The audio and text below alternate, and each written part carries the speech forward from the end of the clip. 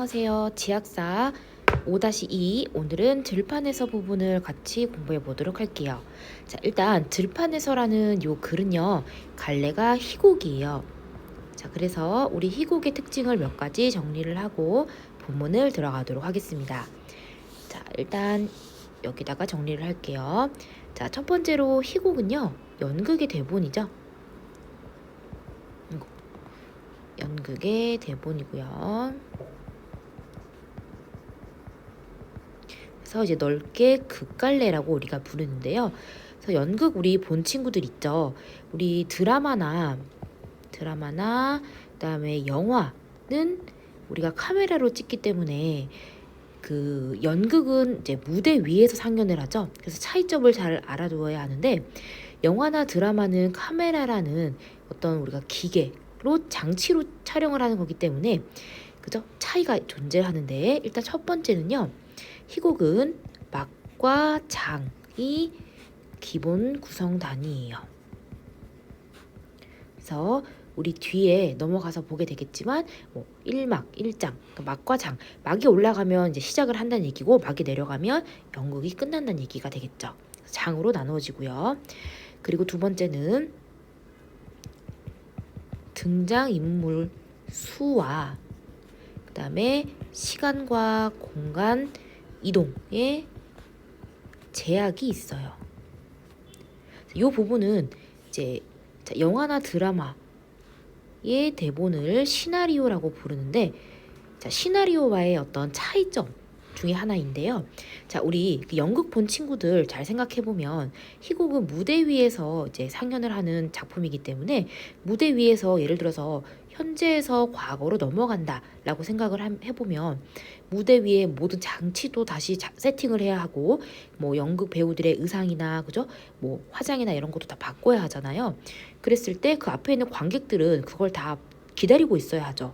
그러면 과거에서 뭐 시간 이동할 때 제약이 따를 수밖에 없고요.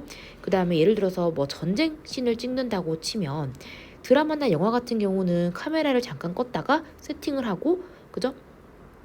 이제 뭐 300명 예를 들어 똑같이 300명이 필요하다고 하면 그 카메라를 껐다가 300명을 투입한 다음에 다시 카메라를 켜거나 아니면 컴퓨터 그래픽으로도 가능하죠. 그런데 희곡 같은 경우는 무대라는 한정된 공간이 있기 때문에 등장인물 수에도 제약이 있다는 거예요.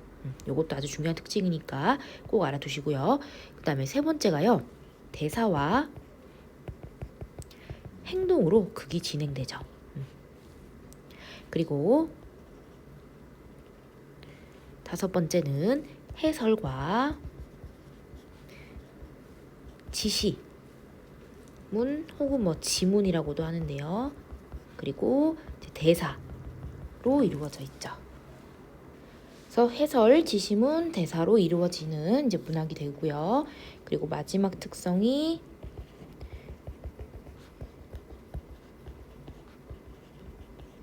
현재 진행형으로 이루어지는 문학이죠. 그래서 현재 진행형의 문학이라는 건 이제 눈앞에 일어나는 일로 표현이 된다 이런 뜻이에요.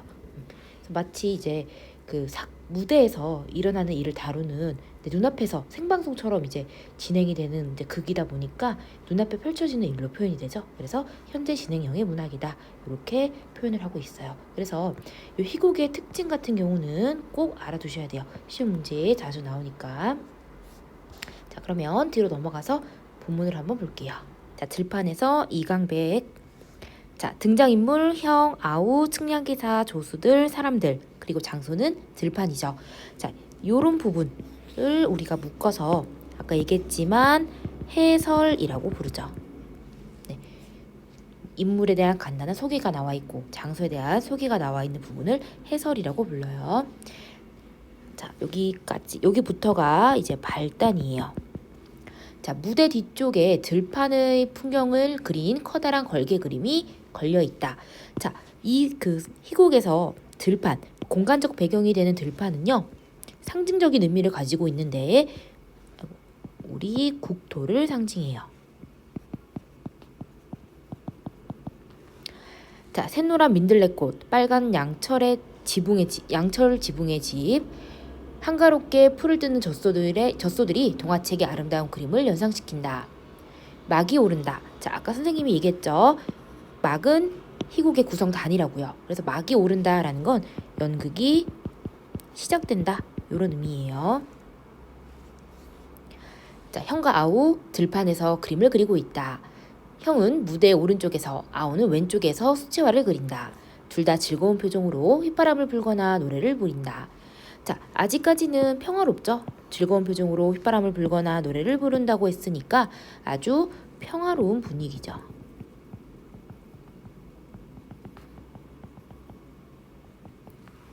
자, 형 아우에게 다가가서 그림을 바라본다. 자, 요런 부분 있죠? 우리 선생님이 이렇게 빨간색으로 표시한 요런 부분을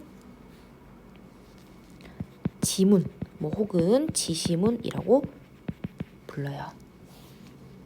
자, 형이 이야기하죠. 자, 요런 부분은 우리 다 알고 있죠? 대사라고 부르고요. 자, 야, 멋진데? 아주 멋지게 그렸어. 경치가 좋으니까 그림이 잘 그려져요. 넌 정말 솜씨가 훌륭해. 형님 솜씨가 더 훌륭하죠. 아니야, 난 너만큼 잘 그리지 못하는걸. 자, 지금 요 부분에서 알 수 있는 형과 아우의 대화 방식은 어떻지? 서로의 그림을 칭찬하고요. 그리고 자신을 낮추어서 얘기하죠.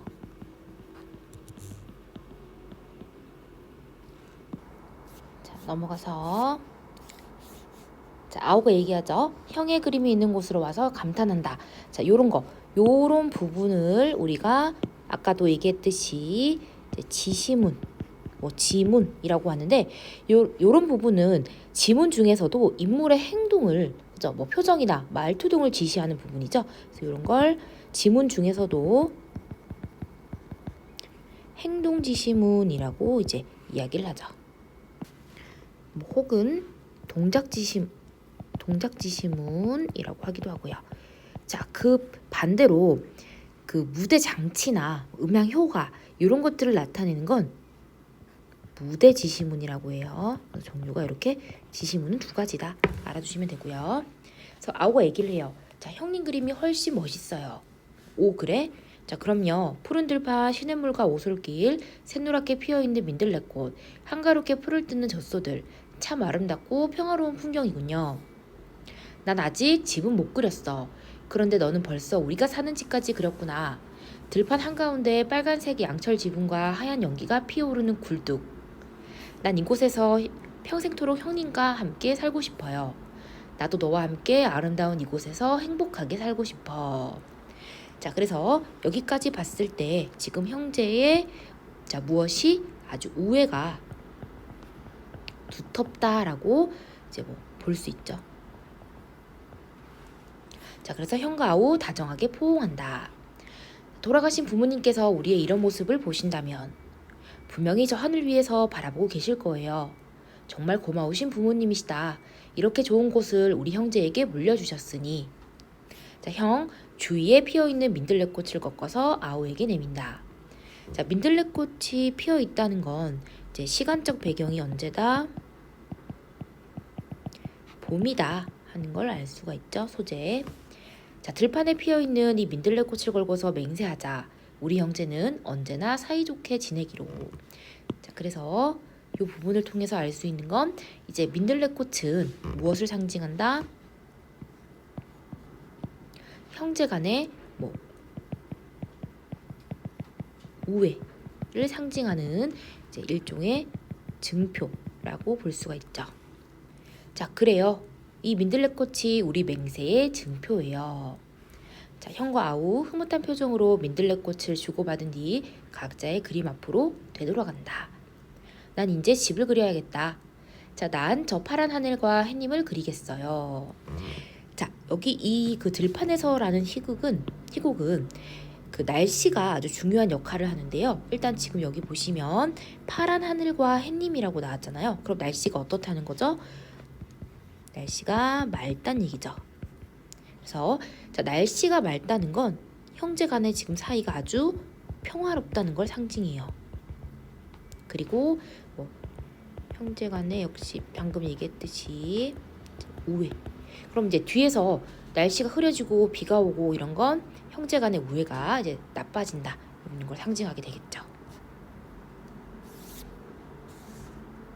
자, 형과 아우 열심히 그림을 그린다. 측량기사와 2명의 조수가 등장한다. 자, 새로운 인물이 등장했네요. 측량기사 그리고 2명의 조수예요.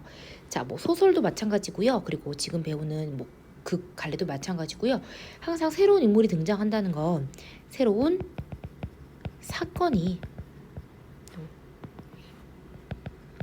이제 전개될 거다, 벌어질 거다 하는 걸 암시하겠죠. 자, 측량기사는 측량기를 세워놓고 조준경을 들여다보면서 조수들에게 손짓으로 신호를 보낸다. 측량기사 앞쪽에는 한 명의 조수가 눈곱이 그려진 표지봉을 들고 서 있다. 측량기사의 뒤쪽에는 측량이 끝난 지점마다 다른 조수가 말뚝을 받고 밧줄을 맨다. 자, 우리 이제 뒤에 가면 이 말뚝과 밧줄이 형제 간의 어떤 사이를 갈라놓는 갈등을 유발하는 소재가 돼요. 자, 여봐요. 우리 말씀이신가요?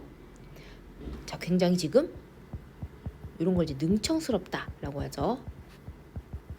자기를 부르는 걸 알면서도 그리고 남의 땅에 와서 지금 이제 말뚝을 박으면서도 태연하게 얘기를 하고 있으니까.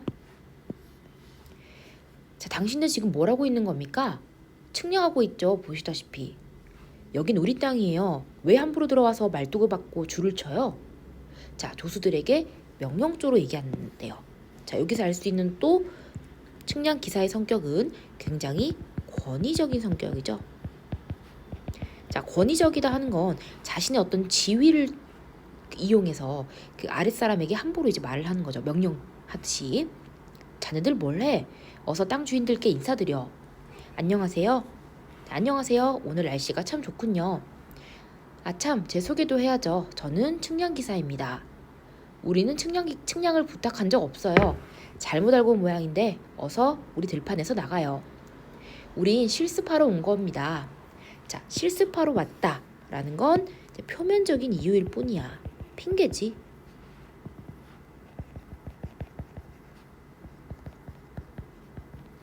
뭐? 실습하러 왔다고요? 네, 오늘 날씨가 화창해서 조수들을 데리고 야외 실습을 나왔어요. 자, 뭐 눈을 가늘게 뜨고 들판을 바라보며 이런 곳에서도 알 수 있는 그 측량 기사의 성격은 아주 이제 교활하죠. 그러니까 땅을 노리고 있다는 거야. 그죠? 호시탐탐 노리는 성격이죠. 노리고 있는 상황이에요. 자, 그냥 버려두기에는 아까운 땅이군요. 공장 부지로 개발해서 팔거나 주택지로 나눠 팔면 큰 돈을 벌겠어요. 그러니까 지금 남의 땅을 이제 빼앗으려는 아주 측량 기사의 나쁜 속셈을 엿볼 수 있는 상황이에요. 자, 그런데 왜 이렇게 화를 내시죠? 우리를 보자마자 고함을 지르고 사뜨질까지 하시니 너무 심한 것 아닙니까? 우리가 너무 심했나? 글쎄요. 자, 지금 여기서 할 수 있는 형의 성격은 어떻죠? 측량 기사가 뭐 너무 심한 거 아니에요? 라고 얘기했더니 그대로 의심하지도 않고 믿어버리지. 아주 순진한 모습이죠.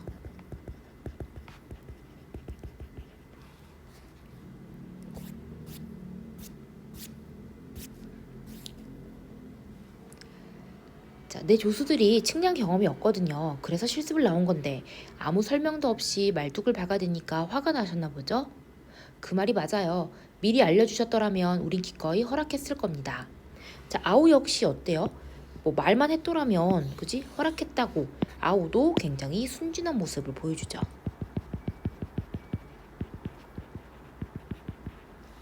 두 분께서는 안심하고 그림이나 그리세요. 그런데 실습이 끝나면 저 말뚝들은 어떻게 할 거죠? 걱정 마세요. 우리가 다시 뽑아갈 테니까. 줄은요? 물론 줄도 걷어가야죠. 자, 그 표지봉을 저 앞에다 세워. 그리고 뒤따라서 말뚝을 받고 줄을 쳐. 자, 충량기사와 조수들 작업을 진행하면서 퇴장한다. 형과 아우 사이를 나누어 놓은 일직선의 밧줄이 허리 높이만큼 메어져 있다. 자, 여기 보시면 지금 형과 아우 사이에 이제 밧줄이 허리 높이만큼 메어져 있대. 그럼 이제 둘의 사이가 나눠졌다는 거잖아.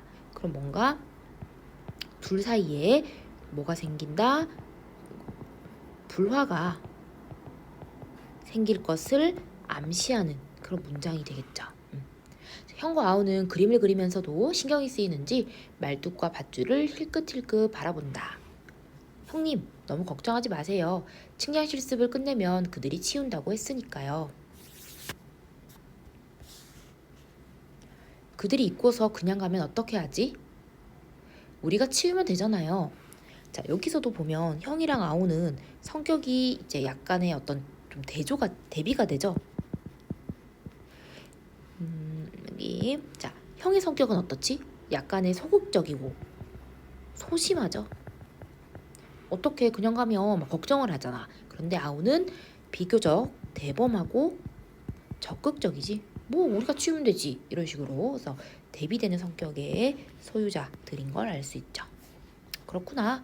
난 괜히 염려했다. 그런데 지붕 그릴 빨간색 물감 좀 빌려주겠니? 그럼요. 이리 와서 가져가세요. 자, 형 밧줄 앞에서 어떻게 넘어가야 할지 망설인다. 허리 높이의 밧줄을 뛰어넘어 가려다 말고 밧줄 밑으로 몸을 낮춰 아우에게 간다. 아우는 빨간색 물감을 형에게 빌려준다. 자, 여기도 지금 밧줄을 뛰어넘으려다 말고 밧줄 밑으로 몸을 낮춰서 간대요. 역시 형은 여기서도 이렇게 소심하고 소극적인 성격임을 알 수 있죠.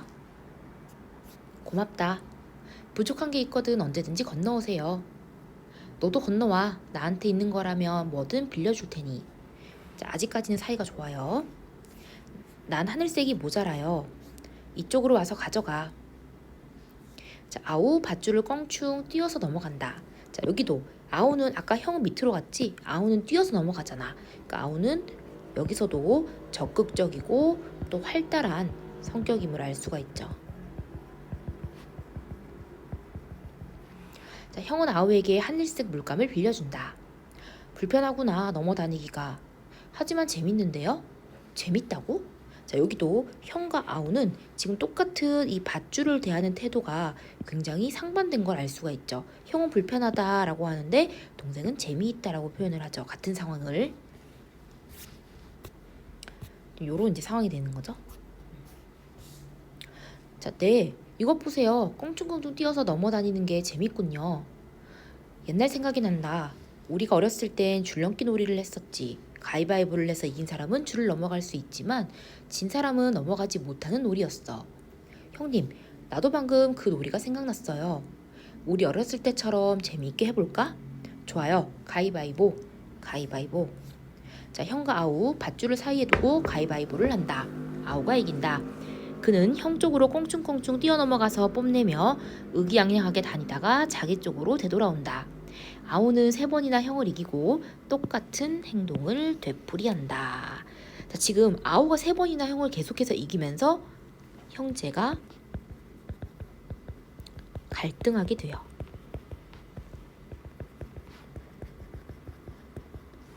그만하자, 그만해. 왜요? 너는 나보다 늦게 된다.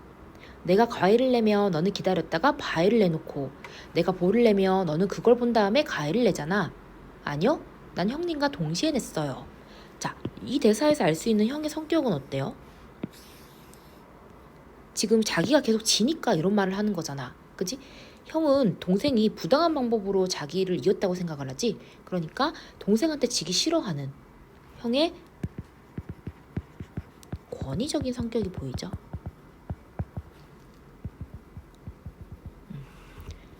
난 그림이나 그려야겠다. 다시는 너하고 놀이 안 해. 형님, 나한테 지더니만 심통이 났군요. 너는 날 속이고 이겼어. 아니요, 형님이 지금 화를 내는 건 동생이 내가 이겼기 때문이에요. 형님은 언제나 이겨야 하고 동생이 나는 항상 져야 한다. 그게 바로 형님의 고정관념이죠. 자, 동생이 자, 이때다 싶어서 이제 평소에 가지고 있던 불만을 이야기를 하게 되죠. 미리 경고해두겠는데 내 허락 없이는 이쪽으로 넘어오지 마라. 그럼 형님도 내 땅에 넘어오지 마요. 라고 본격적인 갈등이 시작되죠.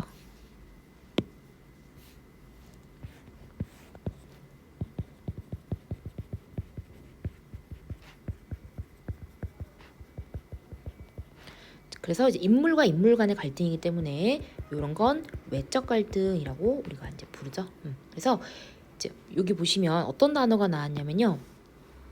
이쪽 그리고 내 땅 이런 단어를 통해서 뭐가 생겼다? 소유욕. 이런 단어는 소유욕이라고 볼 수도 있고요. 또 이제 경계가 생겼음을 알 수가 있죠. 자, 아우 자신의 그림 앞으로 되돌아간다. 형과 아우는 침묵 속에서 그림을 그린다. 자, 서로 지금까지 계속 잘 얘기하다가 말이 없어진 거지. 그러니까 이제 감정이 대립하게 된 거죠.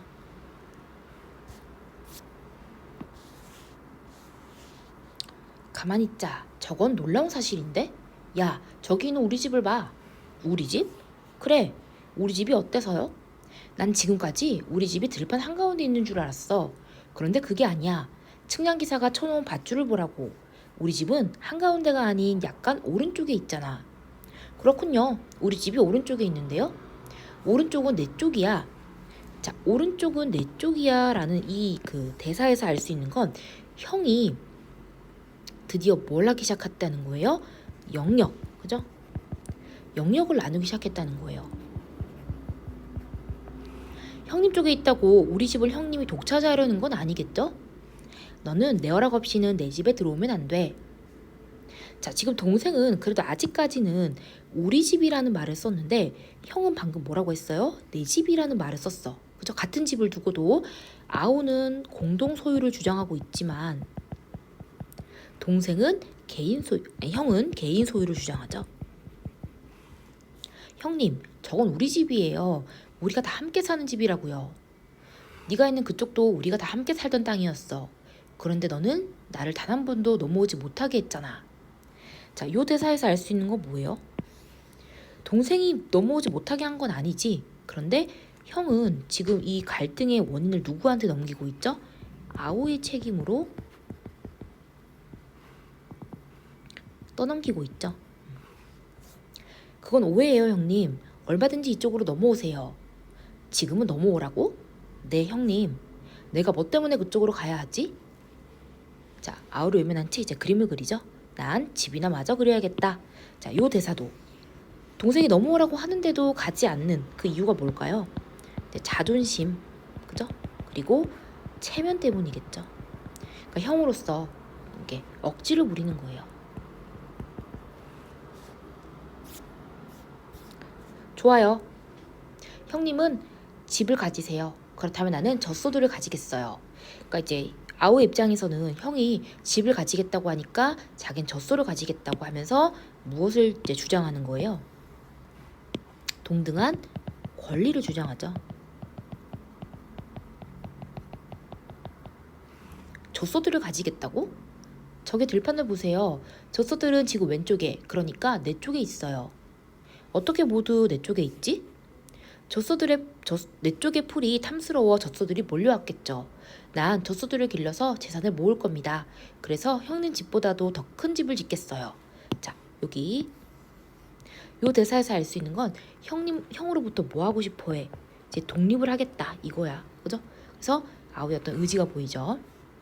집을 크게 짓든 작게 짓든 내 마음대로 하렴. 하지만 가축들은 자유롭게 놔도 내 땅의 풀을 다 뜯어먹으면 다시 내 땅으로 넘어올 거다. 자, 형은 지금 집을 가지는 것도 모자라서 이제 가축들마저 가지려고 하잖아. 아주 이기적인 소유욕을 가졌죠. 자, 측량기사와 조수들 등장한다. 어떻습니까? 우리 실력이? 양쪽으로 정확하게 나눠놓은 측량 솜씨에 놀라셨을 겁니다.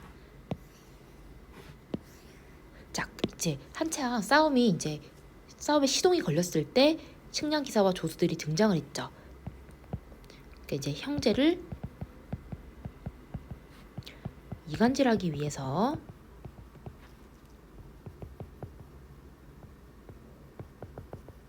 버린 술책이었죠. 자네들 참 잘했어. 아주 능숙한 솜씨야. 고맙습니다. 칭찬해 주셔서. 사실은 우리 이런 일을 여러 번 했거든요. 아까 뭐라 그랬어? 처음이라 그랬잖아. 초보라 그랬지. 근데 갑자기 와서 여러 번 했다 그랬지. 자, 측량을 한 다음엔 땅을 빼앗았죠. 아주 교묘한 방법으로요. 쉿, 입 조심해. 네, 알겠습니다. 측량을 끝냈으니 다음에 무슨 일을 할까요? 그걸 왜 나한테 묻죠? 우리가 일을 정확히 하기 위해서죠. 처음 약속대로 말뚝과 밧줄을 치워드릴까요? 자, 지금 이거 마음에 없는 말이지? 떠보려고 이렇게 하는 거야. 그죠? 아니, 그냥 둬요. 어떻게 할까요? 당신 형님은 말뚝과 밧줄을 그냥 두라는데요. 자, 요것도 지금 이제 형이랑 아우 사이를 이간질하기 위한 말이죠.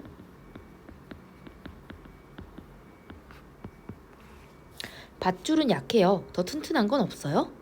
더 튼튼한 거라면 젖소들이 넘어가지 못할 만큼 튼튼한 것이 필요해요.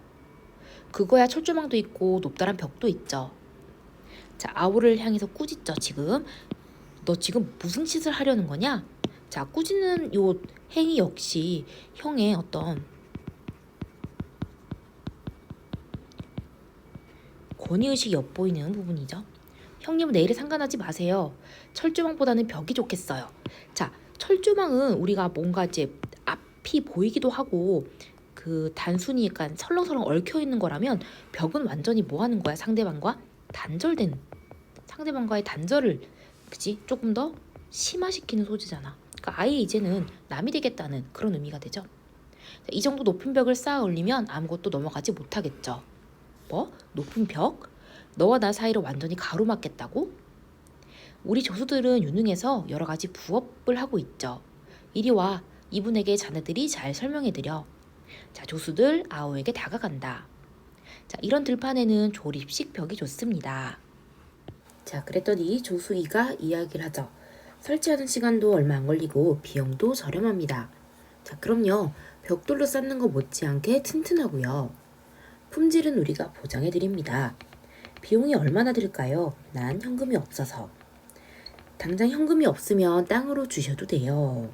자, 이제 땅으로 주셔도 돼요 라는 이 말이 이제 측량 기사의 진짜 속셈이 되죠. 땅을 빼앗으려고 하는 거니까. 땅으로? 네, 지금 가지고 계신 땅의 반절을 주세요. 자, 땅의 반이나 달라는 건 아주 터무니없는 요구잖아. 그죠? 자, 하지만 부모님께서 물려받은 땅은 그래도 땅을 주고 벽을 만드는 게 낫습니다. 젖소들이 저쪽으로 넘어가 버리면 당신만 큰 손해 아닙니까? 자, 지금 측량기사는 계속해서 형제들을 뭐하고 있죠? 이간질하고 있어요. 그죠? 측량기사의 그 말하는 태도.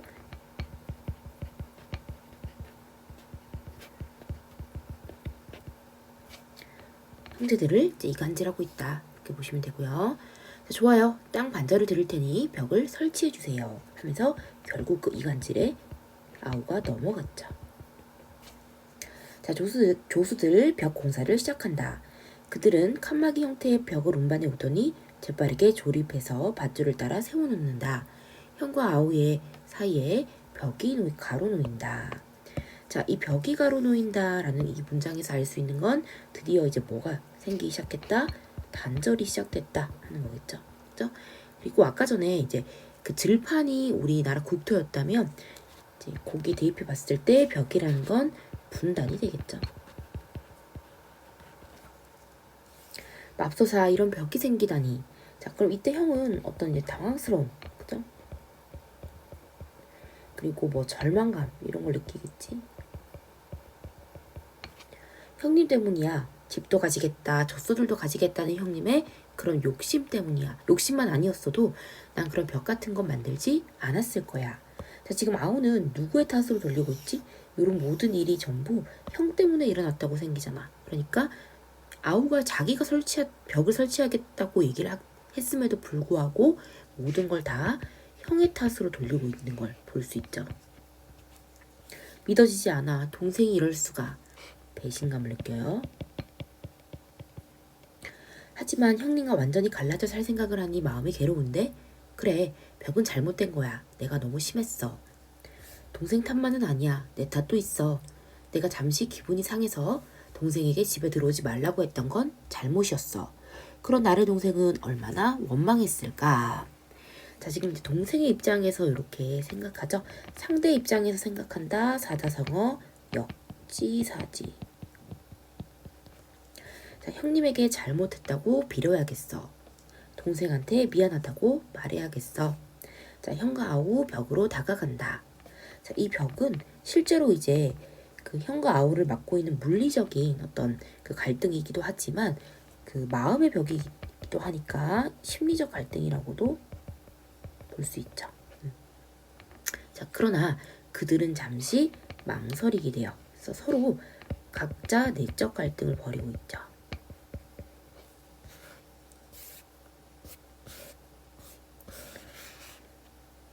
자, 그렇지만 형님이 나를 용서하지 않는다면 난 어떻게 되는 거지? 미안하다고 말해도 소용없다면? 나 혼자 독립해서 사는 것도 나쁜 건 아닐 텐데 좀 더 생각해 봐야겠어. 그러니까 아우는 이제 이번 기회에 독립해서 이제 살고 싶어 하는 걸 볼 수 있어요. 자, 그래도 체면이 있지. 내가 먼저 말할 수는 없어. 자, 형은 지금 여전히 반성은 하고 있지만 자신의 체면이나 권위 이런 것들을 버릴 수는 없죠. 자, 그림을 그리면서 생각해보자. 자, 동생이 먼저 말할 때까지 기다리는 게 낫겠군. 자, 형과 아우 각자의 그림을 그리던 곳으로 돌아가 그림을 그린다. 자, 맑았던 하늘이 흐려지고 바람이 세차게 불어온다. 세게 불어온다 했는데, 자, 아까도 얘기했지만 날씨는 그죠? 등장인물의 심리, 그다음 이들의 관계와 관련이 있죠. 그래서 아까 맑았던 때가 형제가 우애가 좋았던 때를 의미하기 때문에 지금 날씨가 흐려지거나 바람이 세게 분다라는 건 이 형제들 사이의 관계가 어떻게 되는 거예요? 갈등이 심화될 것을 암시하죠.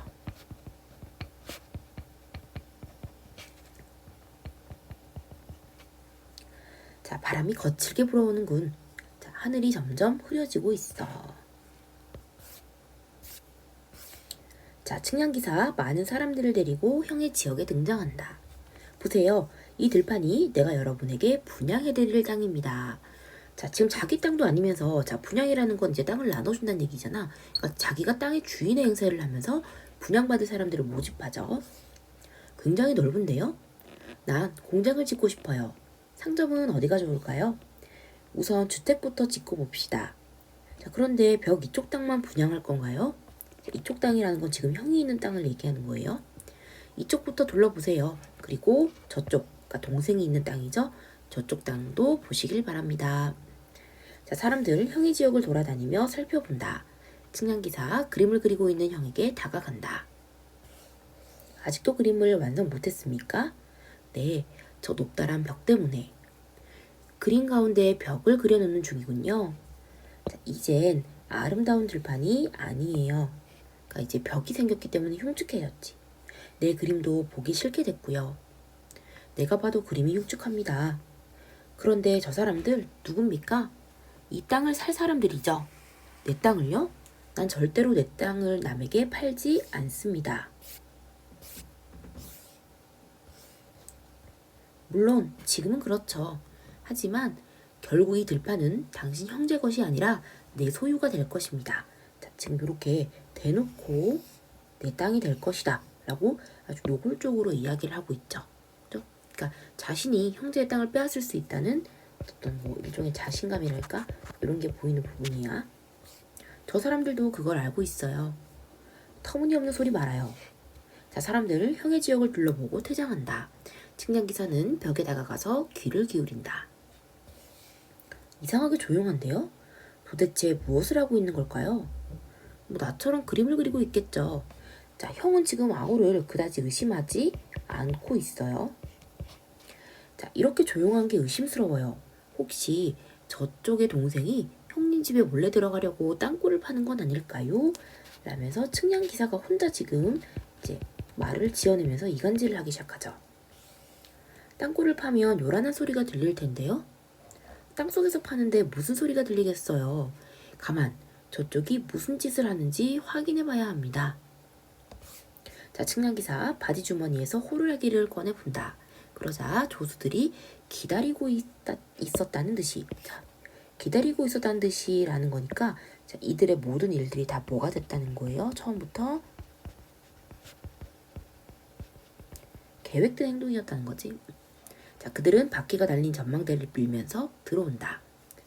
이건 뭡니까? 감시용 전망대입니다.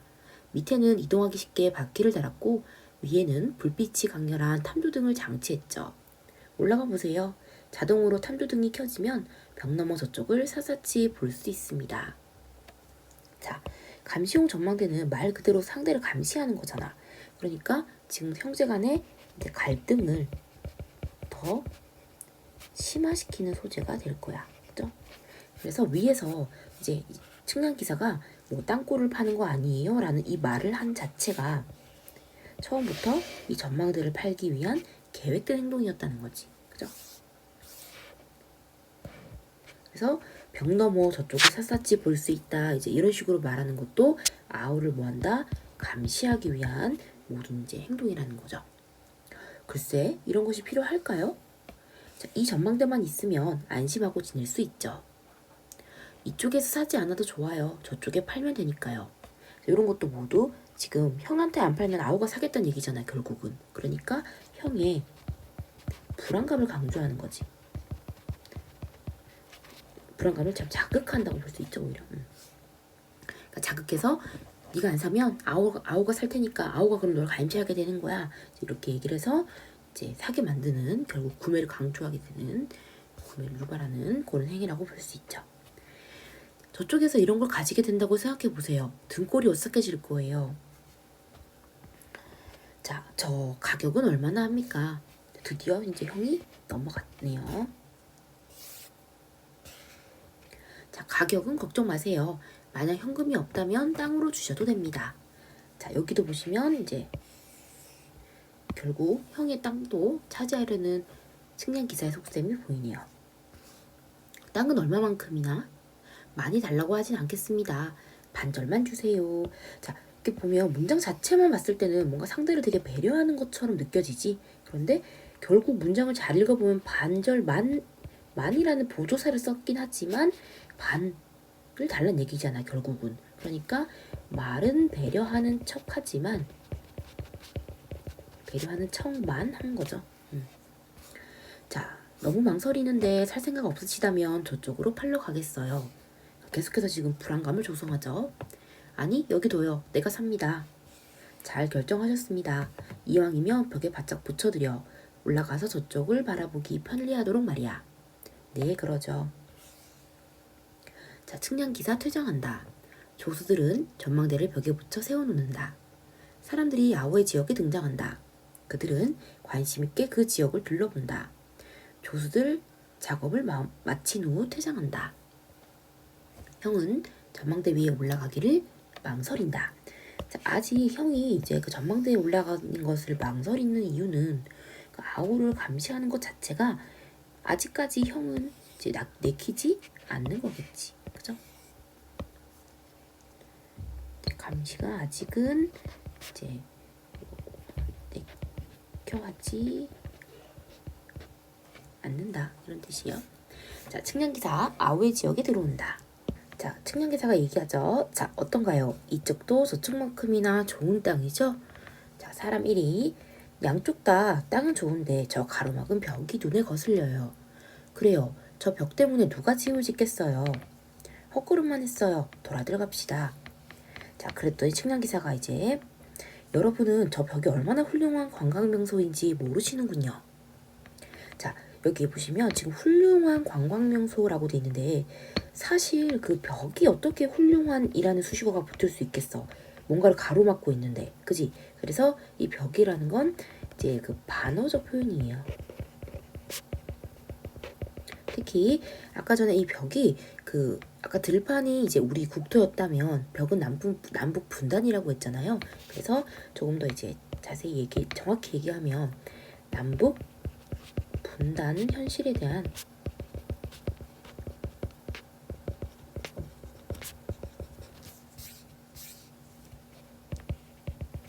반어적 표현이 되죠.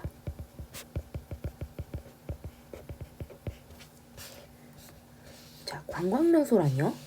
여러분이 이곳에 호텔을 세우면 큰 돈을 벌 겁니다. 이처럼 아름다운 들판에서 벽을 쌓아놓고 싸우는 어리석은 형제의 싸움을 보려고 수많은 관광객이 몰려들 테니까요. 자, 그래서 여기 측량기사의 이 대사 역시 지금 이제 위에 나와 있는 거랑 비슷한데요. 우리가 원래는 한민족이었잖아요. 그죠? 근데 같은 민족이면서도 분단이 되어서 싸우고 있는, 대립하고 있는 이제 우리 그 민족, 우리나라의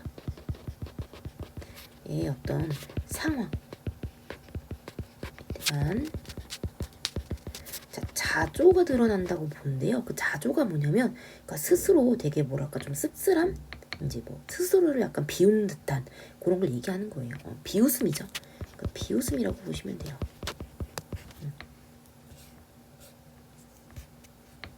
자, 그랬더니 사람들이 안 믿죠. 설마 그럴 리가. 아니요, 틀림없습니다. 틀림없이 몰려옵니다. 틀림없이 단정적으로 이야기를 하죠. 확신해서. 싸움이 더욱더 격해지면서 저 벽은 온 세상에 널리 알려질 것입니다. 여러분, 지금 분양할 때 사두세요. 저 벽이 유명해진 다음에 땅값이 몇 배나 뛸 건 당연하지 않습니까? 자, 여기도 측량 기사에 이제 그 말하기 전략은 유명할 때 유명해지기 전에 사두라. 그러니까 사람들의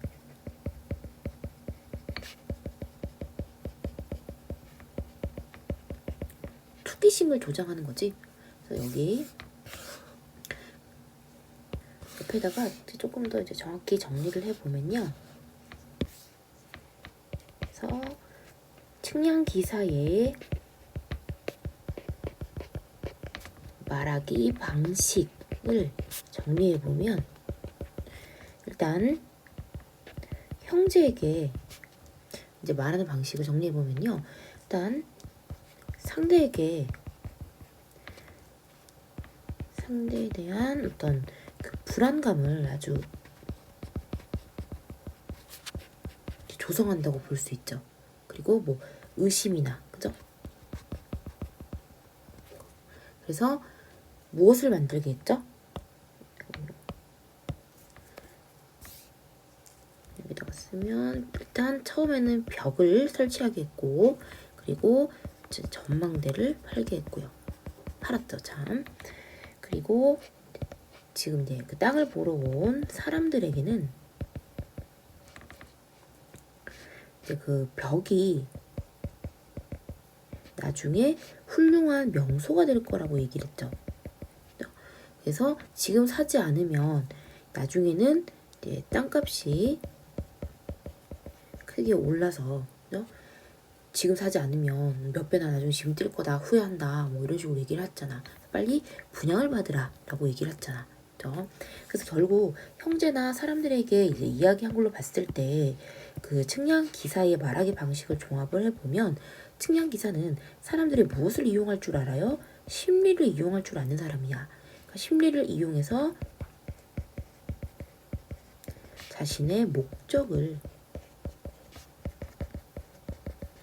달성하는 사람이죠. 이게 측량 기사의 말하기 방식이라고 볼 수가 있죠. 됐나요? 자, 그럼 넘어가 볼게요. 자, 측량 기사가 계속해서 이야기를 하죠. 자, 그래서 사람들이 이제 마지막에 분양 신청을 어디 가서 하는지 물어봤잖아. 그랬더니 이제 측량 기사가 우리 측량 사무소에 가서 하세요. 선착순 접수니까. 자, 이것도 그래요. 선착순이라는 건 이제 그 신청하는 순서대로 이제 자른다는 얘기잖아, 결국에는. 그러니까 요 단어도 사람들의 아주 그 조급함을 이용하는 단어지. 빨리 가서 해야겠네, 이렇게 이제 생각하게 되는 거니까. 자, 일찍 가시는 분이 유리합니다. 그리고 분양 측량은 우리에게 맡겨두시기 바랍니다. 우리가 따로따로 정확하게 나눠 놓을 테니. 그럼 어서 서둘러요. 늦게 신청하면 받아주지 않습니다. 자, 사람들 측량기사의 말이 끝나자마자 서로 앞을 다투어 달려나간다. 측량기사는 아우에게 다가간다. 자, 사람들도 굉장히 지금 형제가 싸운다는데, 그게 나중에 이제 뭐 명소가 된다는데, 그걸 보려고 땅값을 이제 그 돈을 벌기 위해서 다투어 나가는 모습을 보면 굉장히 사람들 역시, 그죠? 탐욕스럽지. 결국에는 그 땅값을 통해서 돈을 벌려고 하는 거니까. 그죠?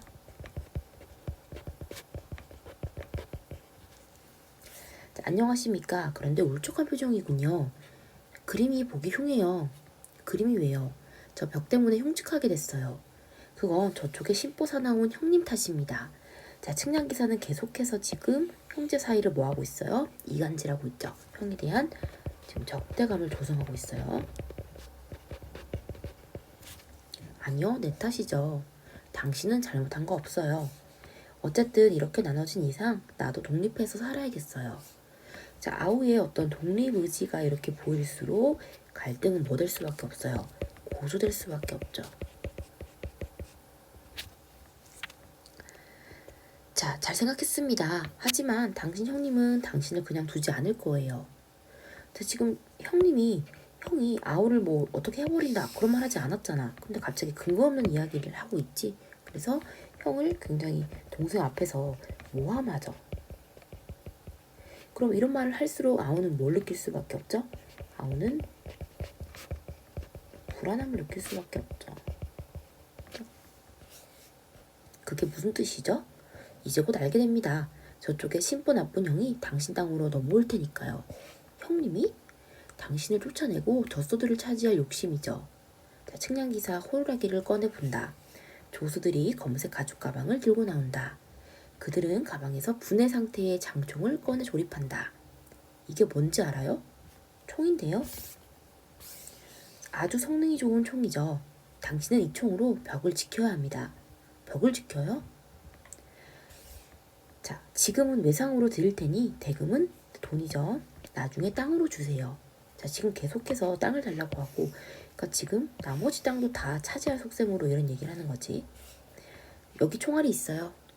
당신의 안전을 위해서 아낌없이 쏘세요.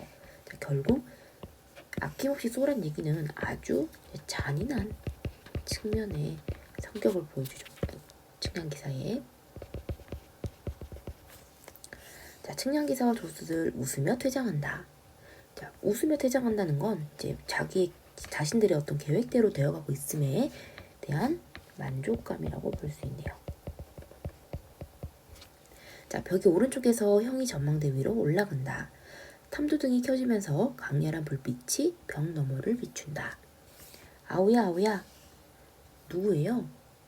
나다, 나. 형님? 그래, 내가 안 보여? 왜 그런 불빛으로 나를 비추죠? 네가 뭘 하는지 잘 보려고. 나는 그 불빛 때문에 형님이 안 보여요. 자, 지금 의도치 않게 이런 뭐 때문에? 불빛 때문에, 그죠? 서로에게 뭘 주고 있어요? 위기감, 그죠? 위압감 이런 걸 주고 있죠.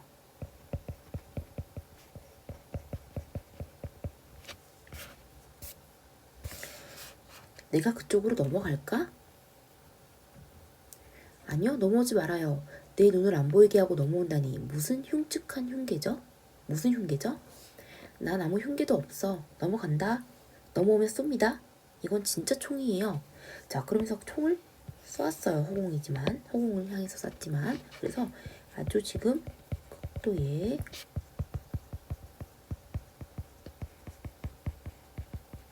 긴장감이 유발되고 있죠.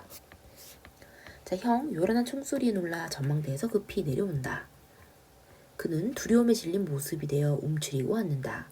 측량기사 가죽 가방을 든 두 명의 조수와 함께 등장한다. 저쪽 동생이 미쳤군요. 형님에게 총질을 하다니. 지금 자기가 총을 팔아놓고 이런 말을 하죠. 측량기사는. 자, 이때 이제 웃으며라는 건 비웃음이지. 완전히 미쳤어요. 무서워요. 이젠 동생이 아니라 적이라고 생각하는 게 좋겠어요. 철저히 무장하고 자신을 지켜야지 가만히 있다간 죽게 됩니다. 여봐, 이분에게 총을 드려. 자, 지금 아우를 뭐라고 표현했어? 적이라고 표현을 했잖아. 그치? 그러니까 완전히 이제는 그 형제 간의 갈등을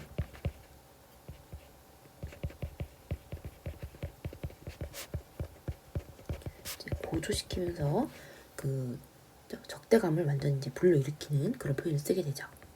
네, 하면서 이제 마무리가 됐고요. 이 페이지는. 자, 조수들 가죽 가방을 열고 장총의 분해품을 꺼낸다. 그들은 재빠르게 조립해서 형의 손에 쥐어준다. 손이 떨려서 잡지 못하겠는데요, 총을. 자, 꼭 쥐어드리고 방아쇠 당기는 법도 가르쳐 드리라고. 잘 보세요. 총 쏘는 건 간단해요. 자, 조수 2. 형이 쥐고 있는 장총에 방아쇠를 당긴다. 요란한 총소리가 울려 퍼진다.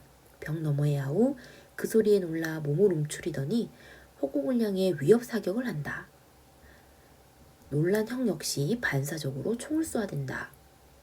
자, 여기 보시면 지금 형제가 서로 허공을 향해서 쏜 거지만 서로에게 어쨌든 이제 총구를 겨누고 총을 쏜 그런 상태잖아. 그러니까 여기 부분이 형제의 갈등이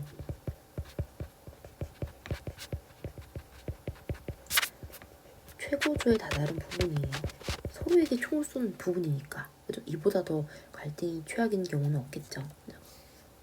자, 하늘에서 번개가 치고 천둥이 울린다. 자, 날씨 또 나왔네요. 그죠? 날씨는 형제 간의 어떤 우애나 심리와 관계가 있다 그랬지. 그런데 번개와 천둥이라고 했잖아. 그러면 그 둘의 그 관계가 지금 어떻다는 거예요? 극도로 일단 긴장된 분위기를 날씨가 조성하고 있고요. 그 다음에 두 번째는 형제가 쏘는 그 총소리와 아주 극적인 조화를 이루게 되죠. 그죠? 자, 조수들이 손뼉을 치면서 아주 잘하는데요. 여기 잘하는데도 진짜 잘한다가 아니라 이제 일종의 조롱이지. 자, 양쪽 다 정말 잘해. 자, 그런데 멀쩡하던 날씨가 왜 이 모양이지? 번개가 치고 천둥이 울리잖아. 이런 빗방울이 떨어지는데? 자, 비를 피했다가 다시 오면 어떨까요? 자, 비를 피했다가 그러니까 지금 이제 조수들과 측량기사가 잠깐 자리를 피하게 되죠. 퇴장하게 되는데 요게 이제 사건이 전환하게 되는 전환점을 맞는 계기가 돼요. 자, 그래, 그게 좋겠어. 빨리 청구서를 써야겠군. 전망대는 워낙 가격이 비싸서 여기에 총값을 추가하고. 자, 이 와중에도 지금 측량기사는 뭐 하고 있어요? 계산서를 쓰고, 그죠? 자기가 받아야 될 돈을 계산하고 있죠. 성격이 어때요? 아주 치밀하고요. 계산적이고요. 탐욕적이죠.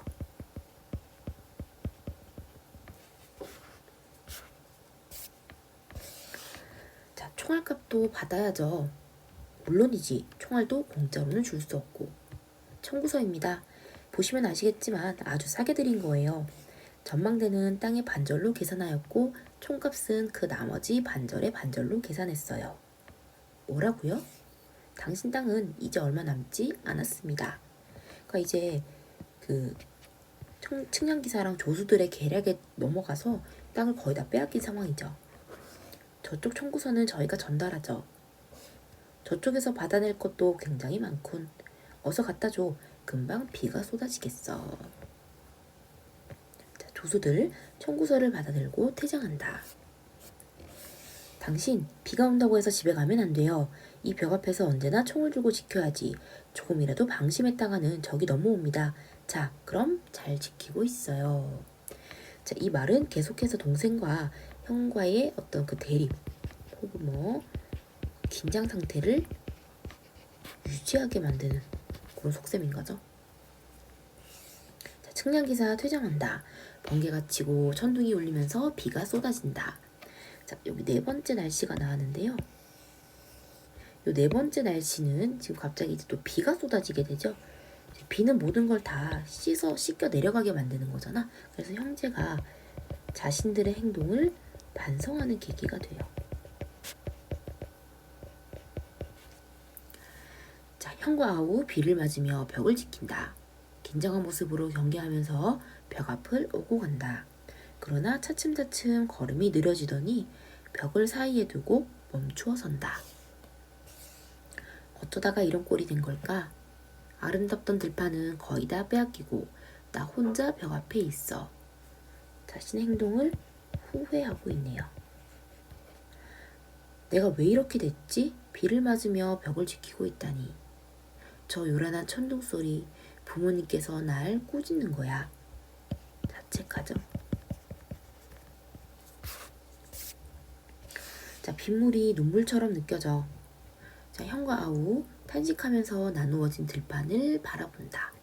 자, 나누어진 들판 계속해서 나오는데 이게 분단된 어떤 현실을 의미했죠. 이 그 희곡 안에서는 깨진 우애가 되지만, 이 들판의 풍경은 내 마음속의 풍경이야. 옹졸한 내 마음이 벽을 만들었고 의심 많은 내 마음이 전망대를 만들었어. 측량기사는 내 마음속을 훤히 알고 있었지.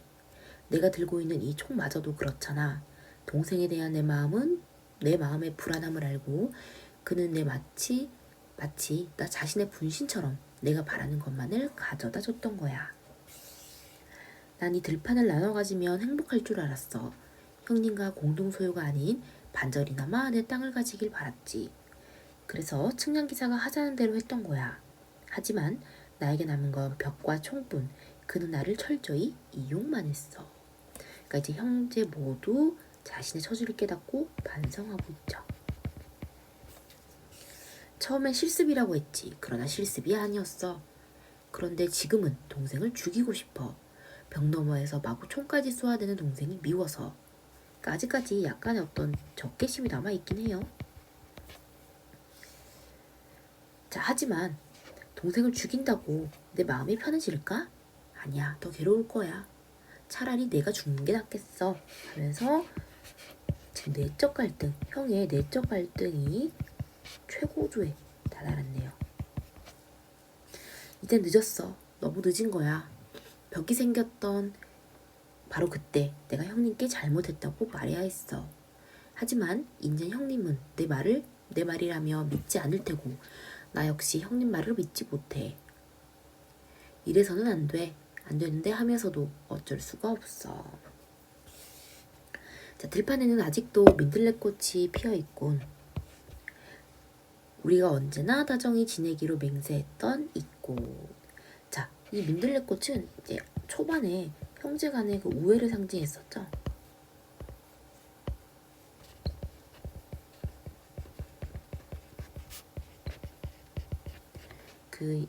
그게 마지막 부분에서도 이 민들레꽃을 통해서 결국 갈등이 해소되기 때문에 갈등 해소의 매개체가 되기도 합니다.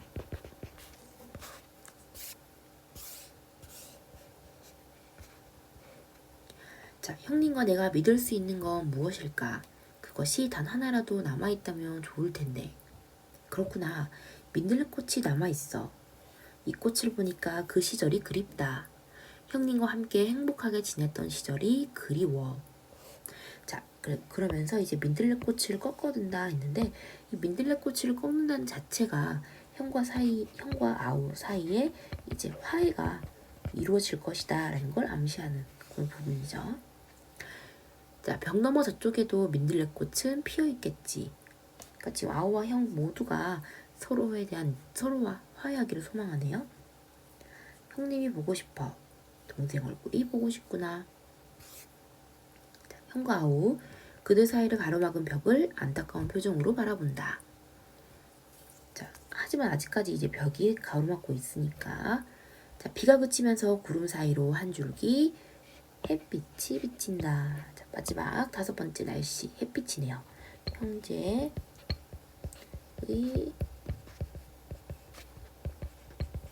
갈등 해소를 암시하는 날씨예요. 하지만 내 마음을 어떻게 저 벽 너머로 전하지? 비가 그치고 산들바람이 부는군. 자, 저 벽을 자유롭게 넘어갈 수만 있다면 가만히 있어봐. 민들레꽃은 씨를 맺으면 어떻게 되지? 바람을 타고 멀리 날아가잖아. 햇빛이 비치니까 샛노란 민들레꽃이 더 예쁘게 보여. 이 꽃을 꺾어서 벽 너머로 던져줘야지. 동생이 이 민들레꽃을 보면 진짜 내 마음을 알아줄 거야. 형님에게 이 꽃을 드리겠어. 벽 너머에 형님이 이 꽃을 받으면 동생이 나를 생각하겠지. 자, 형과 아우 민들레꽃을 여러 송이 꺾는다. 그들은 벽으로 다가가서 민들레꽃을 서로 던져준다. 자, 이 행위가 이제 서로에 대한 화해 의사가 있다는 걸 암시하죠. 자, 형은 아우가 던져준 꽃들을 주워 반색하고 아우는 형이 던진 꽃들을 주워 들고 기뻐한다. 반색한다는 건 굉장히 기뻐한다는 뜻이에요. 자, 서로 벽을 두드리며 외친다. 형님, 내 말 들려요? 들린다 들려. 너도 내 말 들리냐? 들려요. 우리 벽을 허물기로 하자. 네, 그래요. 우리 빨리 함께 허물어요. 자, 무대 조명 서서히 꺼진다. 다만 무대 뒤쪽에 들판 풍경을 그린 걸개 그림만이 환하게 밝다. 막이 내린다. 그래서 그 그림이 이렇게 밝게 빛난다라는 건 희망적인 분위기고요.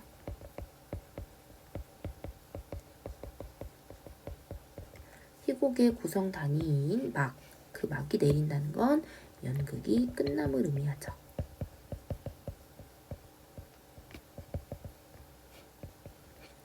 이렇게 그래서 이제 모든 극이 마무리가 되고 이제 민들레꽃을 건네면서 형과 아우가 벽을 허물기로 했죠. 자, 그래서 이 희곡에서 이제 여러 가지 상징적인 소재들이 나왔죠. 소재들의 이제 의미를 정리해 보면 이제 벽이 가장 먼저 등장을 했는데, 그 벽은 측량기 사이의 어떤 술책이나 형제 간의 갈등 때문에 설치된 것으로 서로에 대한 불신, 오해, 그리고 소통의 단절, 이런 것들을 의미하는 소재였고요. 그 다음에 전망대는요, 상대를 감시하기 위한 도구였죠. 그래서 형제 간의 의심, 불신, 이런 것들을 상징하게 됐고요. 자, 그리고 총은요, 형제 간의 갈등을 아주 극단적으로 몰아가는 소재였어요. 그래서 대립, 긴장, 갈등의 정점을 상징하는 소재라고 보실 수 있고요. 마지막으로 민들레꽃은 이제 유일한 이제 긍정적인 소재였는데, 형제 간의 우애의 증표, 그리고 우애를 회복하도록 하는 매개물로서 갈등 해결의 실마리였죠. 그래서 화해의 평화를 소망하는 마음을 상징하기도 했었고요. 자, 중요한 건 여기 목표 활동인데요. 자, 두 장면에서 이루어지는 대화를 살펴보고 공감하며 듣고 말하는 방법에 관해서 알아보자 했죠. 자, 형이 뭐 멋지게 그림을 그렸다 했더니 동생이 그림이 잘 그려진다. 너는 정말 솜씨가 훌륭해. 형님 솜씨가 더 훌륭하죠. 난 너만큼 잘 그리지 못하는 걸 형님 그림이 훨씬 멋져요. 이런 그 대화에서 알 수 있는 것. 그리고 밑에 나는 이제 형과 아우가 본격적으로 이제 갈등을 시작하는 계기가 되는 그 가위바위보 장면이었죠. 그죠? 그래서 이 장면에서 알 수 있는 것들인데, 일단 가에서는 동생의 이제 형이 동생의 그림에 관심을 가지고 이야기를 하거나 동생의 뛰어난 점을 인정하고 칭찬을 하죠.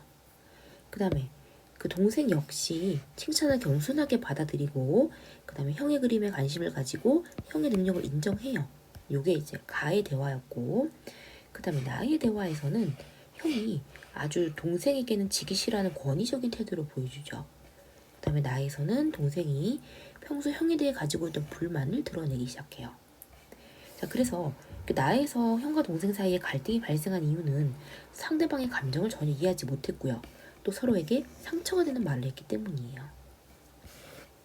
그래서 아우가 형님 나한테 지더니만 심통이 났군요. 이런 말을 감정이 공감하는 말로 바꿔봤을 때 미안해요 형님. 그죠? 제가 계속 이기니까 신이 나서 형님의 심정을 헤아리지 못했어요. 그래서 계속 우리 재미있게 놀아요. 저는 형님이랑 노는 게 제일 재밌어요. 이런 말로 바꿨을 땐 훨씬 더 상대방의 감정에 공감할 수 있겠죠. 그리고 형은 미리 경고해 두겠는데 내 허락 없이는 이쪽으로 넘어오지 마라. 이런 말은 당연히 누가 들어도 화가 나지. 그래서 이걸 바꿨을 때는 내 입장에서는 항상 내가 너를 이기려고 생각할 수도 있겠지만, 그죠? 속였다고 생각해서 너에게 뭐라고 해서 미안하다. 그죠? 우리 이참에 밧줄을 없애자. 이렇게 말한다면 훨씬 더 갈등이 생기기보다는 상대방의 감정에 공감하면서 대화를 할 수 있겠죠. 그래서 이렇게 바꿔서 대화를 하면 서로의 마음을 이해할 수 있고 또 깊이 있는 소통이 가능하기 때문에 둘 사이가 끈끈해지는 느낌이 든다는 거예요. 자, 그 다음에 이번에 이 희곡으로 연극을 공연하려고 하는데, 범선의 무덤에서 연극 공연을 준비하기 위해 의논하는 과정을 살펴보고 공감하며 대화하려면 어떤 노력을 해야 할지 알아보자 했네요. 범서가 이 작품을 읽으니 우리 형 생각이 났어. 뭐든지 잘하는 형을 볼 때면 자랑스럽기도 하지만 은근히 질투가 나기도 하거든. 자, 지은이 나도 그랬는데 동생이 태어나지 않았다면 내가 부모님께 더 많은 사랑을 받았을 거라고 생각했어. 형제가 없었으면 좋겠다고 생각하는 건 도덕적으로 문제가 있는 거지. 네가 내 누나가 아닌 게 천만다행이다. 너희 부모님도 네가 그런 생각하는 거 알고 계시니? 야, 여기서 지금 지은이 부모님 얘기는 왜 하니? 너는 기껏 친구가 진심을 털어놓는데 그렇게 말하고 싶니? 내가 보기엔 정말 문제가 있는 건 진현이 너다. 자, 다들 그만하고 우리 들판에서로 연극 공연 준비해야 하잖아. 그러려면 만나서 공연 계획을 짜야 하는데 금요일 방과 후에 만나는 거 어때? 나는 학교 끝나자마자 발레 연습하러 가야 해. 나도 농구 수업이 있어. 따로 시간 내기 힘든데 각자 알아서 하는 거 어때? 연극은 여럿이 함께하는 작업이라 같이 연습할 시간이 필요하지 않을까? 나도 방과 후에 기타 수업이 있어. 그래도 개인 일정보다 모둠의 과제를 먼저 생각해야 할 것 같은데? 나도 범서와 같은 생각이야. 너희들한테는 다른 무엇보다 연극을 해서 국어 점수 잘 받는 게 더 중요하니까 그렇겠지. 난 발레리나가 꿈이라 하루라도 연습하지 않으면 몸이 금방 굳어버린단 말이야. 얘기하다 보니 엄청 짜증난다. 이럴 거면 그냥 포기하자. 선생님은 왜 이런 걸 하라고 하는 거야? 애들 사이만 나빠지게. 너희들 얘기를 듣고 보니 나도 내 생각만 했던 것 같아 미안하다. 진환이와 연주는 농구 수업과 발레 연습이 있어서 방과 후에는 힘들다는 거지? 그럼 언제 모여서 공연 계획을 짤지 다시 의논해보자. 이번 연극을 즐거운 마음으로 하면 서로 더 친해질 수 있는 계기도 되고 새롭게 배우는 부분도 있을 거야. 그럼 다들 방과 후에는 시간 내기 어려운 것 같은데 점심마다 모여서 준비하는 건 어떨까? 자, 지금 여러 명의 친구가 등장하는데 여기서 지금 올바르게 대화하고 있는 친구는 범서밖에 없는 것 같네요. 자, 넘겨서 이 대화에서 말하기 방식이나 태도에 문제가 있는 학생, 자, 진현이 연주였어요. 그죠? 진현이는 상대방의 감정을 이해하지 않아요. 어떤 대사에서 알 수 있어요. 여기 보시면 형제가 없었으면 좋겠다고 생각하는 건 도덕적으로 문제가 있지. 뭐 너희 부모님도 네가 그런 생각하는 거 알고 있니? 그러니까 지금 전혀 그 지은이의 질투심을 이해하지 못하고 하는 발언이지. 뭐 이런 지은이 같은 생각은 할 수는 있잖아. 그죠? 그 다음에 또 밑에 진현이의 여기 말 보면 엄청 짜증난다. 그죠? 선생님은 왜 이런 걸 하라고 하는 거야? 애들 사이 나빠지게. 이런 것들. 그 각자 알아서 하는 게 어때? 이런 것들도요. 그 다음에 연주 같은 경우는 상대방의 말을 이해하려 하지 않고요. 즉각적으로 비난하면서 상대방의 공격하는 말하기를 하죠. 연주 대사 볼게요. 야, 여기 지은이 부모님 얘기를 왜 하니? 기껏 친구가 진심을 털어놓는데 그렇게 말하고 싶니? 내가 보기에 문제가 있는 건 진현이 너다. 이런 식으로 진현이에게 직접적으로 공격을 하죠. 그 다음에 또 여기 보면 지금 국어 이 과제는 같이 하는 거잖아. 그런데 발레리나가 꿈이라서 여기 자기는 지금 자기 꿈이 더 중요하다. 이렇게 얘기를 하고요. 그죠? 저는 이해하지 않고 있죠. 그래서 자, 다음 말에 드러난 말하기 방식의 특징을 보면 여기 보시면 자, 여기 자, 동생이 태어나지 않았다면 내가 부모님께 더 많은 사랑을 받았을 거라고 생각했어. 이런 건 자, 자신의 경험을 이야기했죠. 그래서 듣는 이에게 동질감을 느끼게 하고 있고요. 나도 그랬는데 이렇게 했으니까. 그리고 자, 너희들 얘기를 듣고 보니 나도 내 생각만 했던 것 같아. 그래서 힘들다는 거지. 이렇게 일단 공감하면서 미안함을 전달했고 그리고 상대방의 말을 정리했죠. 그리고 정확히 이해했는지 마지막에 확인하면서 질문을 했네요. 그래서 상대방과 대화할 때 지녀야 할 자세, 말하기 태도 이런 것들을 정리해보면 일단 눈을 맞추면서 지속적으로 관심을 표현해야겠죠. 눈을 맞추는 거 이런 걸 비언어적 표현하라고 뭐 눈 맞춤 혹은 그 외에도